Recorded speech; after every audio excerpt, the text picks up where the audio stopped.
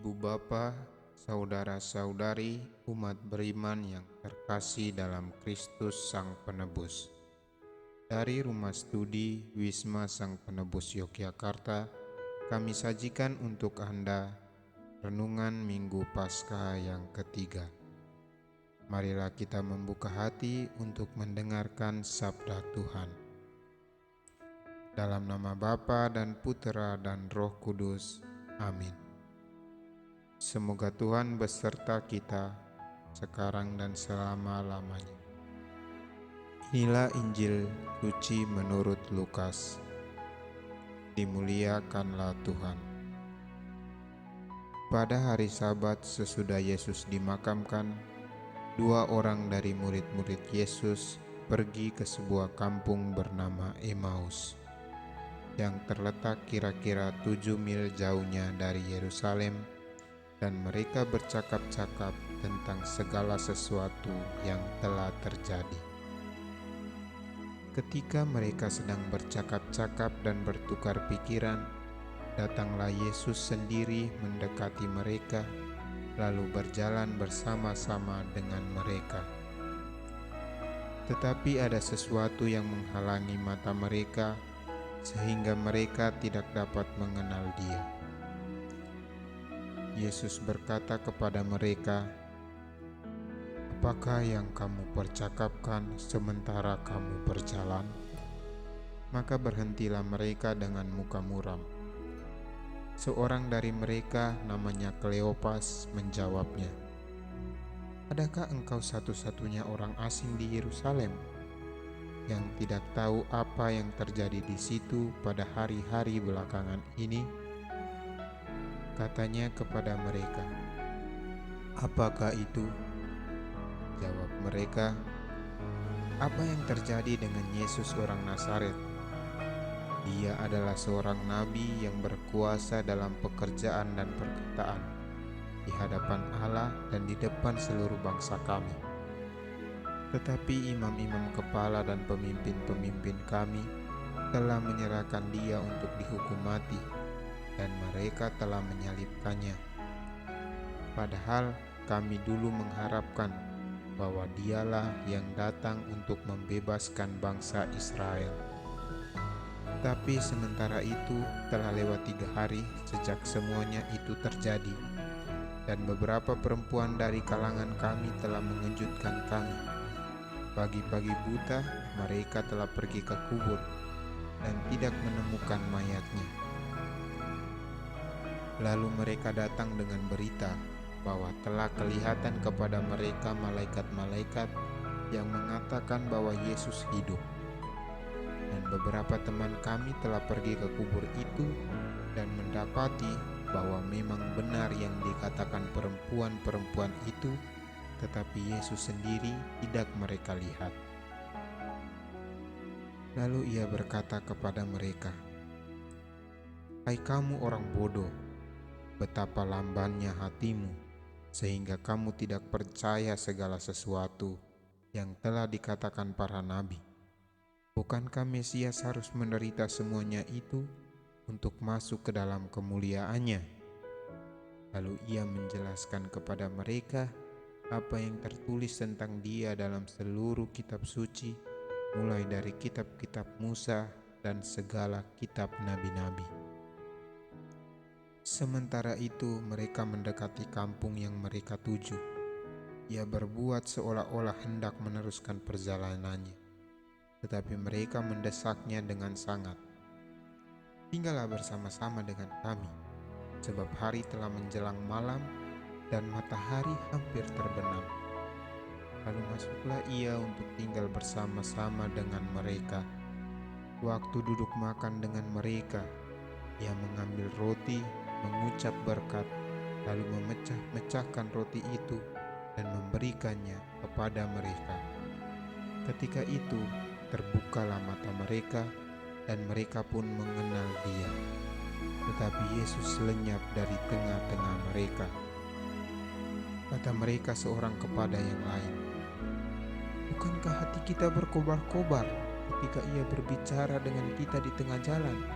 Dan ketika ia menerangkan kitab suci kepada kita, lalu bangunlah mereka dan langsung kembali ke Yerusalem. Di situ mereka mendapati ke-11 murid. Mereka sedang berkumpul bersama teman-teman mereka. Kata mereka kepada kedua murid itu, "Sungguh Tuhan telah bangkit dan telah menampakkan diri kepada Simon." Lalu kedua murid itu pun menceritakan apa yang telah terjadi di tengah jalan dan bagaimana mereka mengenal Yesus pada waktu ia memecah-mecahkan roti. Demikianlah sabda Tuhan. Terpujilah Kristus. Saudara-saudari yang terkasih dalam Kristus Penebus, pada Minggu Paskah ketiga, kita disuguhkan dengan sabda Tuhan yang mengingatkan kita agar mempunyai kepekaan terhadap kehadiran Tuhan di dalam setiap peristiwa hidup kita. Penginjil Lukas mengisahkan bahwa para murid sedang dalam situasi terpuruk, di mana pemimpin yang mereka agungkan, pemimpin yang mereka banggakan, pemimpin yang diharapkan untuk membebaskan mereka dari penjajahan, kini telah lenyap dihukum mati. Peristiwa demikian membuat para murid mengalami suatu goncangan hebat yang meruntuhkan kepercayaan mereka kepada Kristus. Hal ini bisa kita lihat dengan adanya dua orang murid yang lari dari Yerusalem menuju Emmaus. Dalam keterpurukan itu, Yesus yang mereka percaya sebagai pemimpin menampakkan diri. Dia mendengarkan seluruh keluh kesah mereka selama perjalanan ke Emmaus. Kesedihan, ketakutan, dan kekecewaan yang mereka rasakan diungkapkan selama perjalanan tersebut.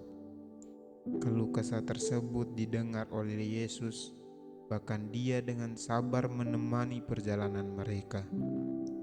Namun kehadiran Yesus tidak disadari oleh para murid. Hal itu karena ada sesuatu yang menutup mata mereka. Dalam situasi tersebut, Yesus tidak meninggalkan mereka. Yesus terus bersama dengan mereka. Para murid baru menyadari kehadiran Yesus setelah Yesus memecahkan roti, sama seperti yang dilakukan pada perjamuan malam terakhir. Itu pun dikarenakan para murid mengajak Yesus untuk bermalam. Bila para murid membiarkan Yesus pergi, mungkin mereka akan hidup dalam ketakutan dan keluh kesah. Peristiwa pemecahan roti tersebut mengingatkan mereka akan diri Yesus yang telah dihukum mati. Lantas, peristiwa tersebut membakar semangat mereka untuk membawa kabar gembira bahwa Yesus telah bangkit kepada murid-murid yang lain. Perjumpaan dengan Yesus yang bangkit telah menggairahkan hidup mereka. Para murid bangkit dari situasi hidup mereka yang sempat terpuruk oleh karena ditinggalkan oleh Yesus.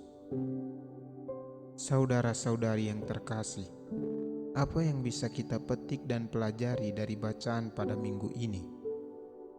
Pertama, kebangkitan Kristus seharusnya membawa keberanian bagi diri kita untuk membawa sukacita bagi orang lain. Penebusan Kristus harus kita sebarkan agar orang lain pun mengenal Yesus. Pewartaan bisa kita tunjukkan melalui cara hidup kita, yakni berbuat baik, menjadi penyalur kasih dan terang bagi sesama. Kedua, kematian Yesus bukan berarti Yesus meninggalkan kita. Yesus senantiasa hadir menemani dan mendampingi hidup kita sekalipun dalam situasi tersulit apapun. Yesus senantiasa hadir menemani dan mendampingi hidup kita dalam situasi sesulit apapun. Kadang ketika suatu masalah menimpa hidup kita, kita beranggapan bahwa kita sedang ditindas oleh Tuhan. Tuhan tidak adil. Mengapa peristiwa buruk harus terjadi dalam kehidupan saya? Saudara-saudari, percayalah bahwa dalam situasi sesulit apapun, Tuhan sebenarnya ada bersama kita. Dia hadir menemani kita. Yang perlu kita lakukan ialah membangkitkan kesadaran dan kepekaan dari diri kita terhadap kehadiran Tuhan. Keenakan dunia telah membutakan mata hati kita sehingga kurang menyadari kehadiran Tuhan di tengah-tengah kita. Dan pada akhirnya, semoga bacaan hari ini menguatkan iman kita bahwa Allah senantiasa hadir di tengah hidup kita. Maka dengarlah, Dia sedang berbicara. Amin. Marilah berdoa. Allah Bapa di dalam surga, berkat kebangkitan putra-Mu, kami ditebus dan diselamatkan. Kami mohon bantuan-Mu, semoga berkat kebangkitan itu pula, kami semakin peka dan sadar akan kehadiran-Mu dalam hidup kami. Demi Kristus Tuhan dan Penebus kami. Amin. Dalam nama Bapa dan Putera dan Roh Kudus. Amin.